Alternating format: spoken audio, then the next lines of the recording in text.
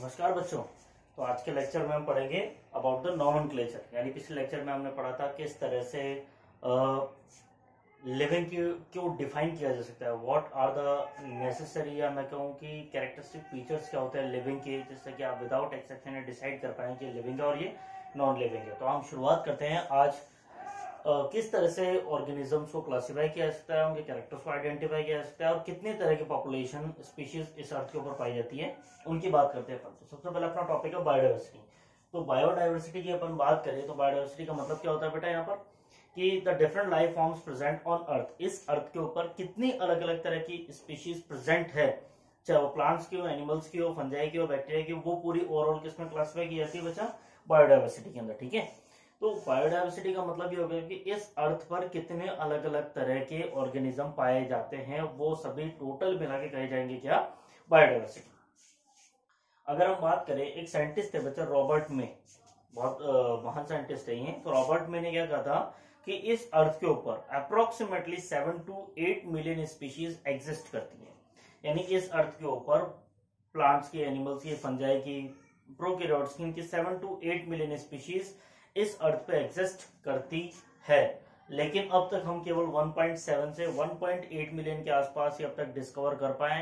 यानी अभी भी हमें कम से कम लगभग अगर अपन बात करें तो 6 या 5.5 से 6 मिलियन स्पीशीज अभी भी और डिस्कवर करनी बाकी है। तो इसका मतलब हम बहुत कम स्पीशीज, अभी केवल हम कह सकते हैं कि जस्ट 23% अपन ने जो स्पीशीज है वही डिस्कवर की है। जो टोटल बची हुई है, हो सकता है शायद वो हमारे डिस्कवर करने से पहले एक्सटिंक्ट हो जाए या हम उनको डिस्कवरी ना कर पाए। ठीक है, क्योंकि हमारी जो रेट ऑफ द डिस्कवरी है वो काफी स्लो है। क्यों?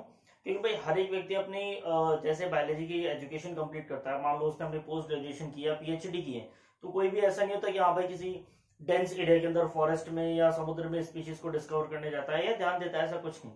वो अपनी नॉर्मल लाइफ के अंदर बिजी हो जाता है, इसलिए डिस्कवरी की रेट जो है ऑर्गेनिजम्स की, नई स्पीशीज की, वो काफी स्लो है। वही अगर अपन बात करें, अगला टॉपिक है नॉमेनक्लेचर, कि अगर आपने किसी नए ऑर्गेनिज्म को डिस्कवर किया है तो उसका नाम किस तरह से दोगे, और नाम देने से पहले हमको उसको कैरेक्टर्स को आइडेंटिफाई करना पड़ेगा। तो प्रोसेस पहले होता है आइडेंटिफिकेशन और उसके बाद में होता है बेटा फिर नॉमेनक्लेचर। ठीक है, तो हम यहाँ बात करते हैं नॉमेनक्लेचर की, यानी नेम लिखने की जो मैकेनिज्म है उसकी। तो एक ऐसा प्रोसेस जिससे कोई ऑर्गेनिज्म पूरी दुनिया में एक ही नाम से जाना जाए, वो प्रोसेस क्या कहलाता है बच्चा, यहाँ पे नॉमेनक्लेचर। ठीक है, तो नॉमेनक्लेचर यानी ऑर्गेनिजम्स को नेम देने के लिए कई तरह के प्रोसेस इंक्लूड हुए। बहुत सारे जो है हमने साइंटिफिक मेथड्स देखे। जो मोस्ट एक्सेप्टेबल है बेटा वो क्या, binomial nomenclature system. Binomial nomenclature system तो किसने दिया था सबसे पहले, वो नॉमेनक्लेचर सिस्टम दिया सबसे पहले कैरोलस लीनियस ने। कौन किसने दिया था बच्चों, कैरोलस लीनियस ने। अच्छा, एक और बात यहाँ पर जाननी बहुत जरूरी है कि अगर मान लो कि बॉटनिकल यानी प्लांट्स के अगर नाम देने हैं तो उसके लिए एक अलग डिपार्टमेंट बनाया हुआ है, उसका नाम है ICBN, international code for botanical nomenclature. यानी प्लांट्स का अगर नाम लिखना है, नॉमेनक्लेचर करना है प्लांट का, तो उस केस में अंदर जो डिपार्टमेंट बनाया गया है पूरी तरह से वो है आईसीबीएन, वही डील करेगा। जबकि एनिमल्स के केस में ICZN, international code for zoological nomenclature. Animals कोई नई स्पीशीज डिस्कवर हुई तो उसका नाम लिखने की जिम्मेदारी, नेम देने की जिम्मेदारी किसकी है बच्चा, आईसीजेडएन। ठीक है, सो अब हम बात करते हैं, सीधे अपन चलते हैं किस पे बच्चा, नॉमेनक्लेचर सिस्टम। और जो सबसे मोस्ट एक्सेप्टेबल है वो कौन सा बच्चा, बाइनोमियल नॉमेनक्लेचर सिस्टम। तो बाइनोमियल नॉमेनक्लेचर सिस्टम की बात करें, सबसे पहले जो दिया किसने था बच्चों, कैरोलस लीनियस ने। कैरोलस लीनियस जो कि बहुत ही फेमस साइंटिस्ट है 19th सेंचुरी के, तो उन्होंने सबसे पहले इसको दिया था। उसके बाद में अगर अपन बात करें बच्चों कौन कौन से रूल्स हैं, तो याद करो ये सारे के सारे रूल्स अपन ने 9th स्टैंडर्ड के अंदर पढ़े थे, जो अपन diversity in living organism chapter पढ़ा था अपन ने। ठीक है, तो उसके अंदर कैरोलस लीनियस ने वहां पर अपन ने डिटेल में पढ़ा था कि कौन कौन से रूल्स होते हैं। चलिए एक बार दोबारा डिस्कस कर लेते हैं।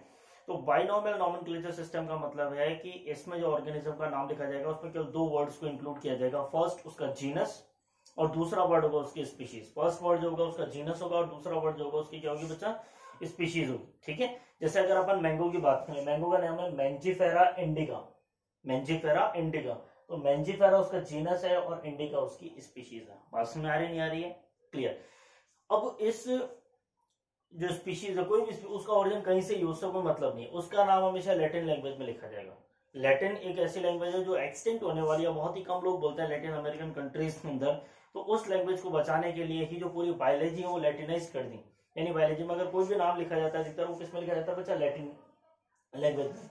तो जैसे लायन का अगर ओरिजिन इंडिया के अंदर भले ही वो मान लो कि इंडिया में उसका ओरिजिन माना जाए, तो यहाँ पे अपन उसको लायन बोलते हैं, तो लायन के हिसाब से नाम नहीं होगा, उसका नाम होगा पैंथेरा लियो, जो कि लैटिन के हिसाब से होगा, लैटिन लैंग्वेज के हिसाब से। ठीक है, चलिए तीसरी बात करते हैं कि अगर मान लो ये दोनों वर्ड अगर प्रिंटेड फॉर्म में है तो उनको इटालिक्स में लिखा जाएगा, थोड़ा टिल्ट होते हैं इटालिक्स लैंग्वेज में, तो उस लैंग्वेज में ये प्रिंटेड होते हैं। लेकिन अगर आप कॉपी में रिटर्न फॉर्म में लिखते हैं इनको, तो इनको लिखने के बाद इंग्लिश में लिखने के बाद सेपरेटली इनको अंडरलाइन करना पड़ेगा, इनको सेपरेटली, मैंजिफेरा और इंडिका को देखो मैंने सेपरेटली अंडरलाइन किया है, ये आपको ध्यान रखना पड़ेगा। क्लियर। अगली बात करते हैं, जीनस का हमेशा पहला अल्फाबेट कैपिटल लेटर में आता है, rest all are in small letters. हमेशा जीनस का जो पहला अल्फाबेट है, जैसे मैंजिफेरा का एम है तो ये कैपिटल लेटर्स में, बाकी सारे लेटर्स जो है वो स्मॉल में है। ठीक है, ध्यान रखिएगा, बहुत इंपॉर्टेंट बात है।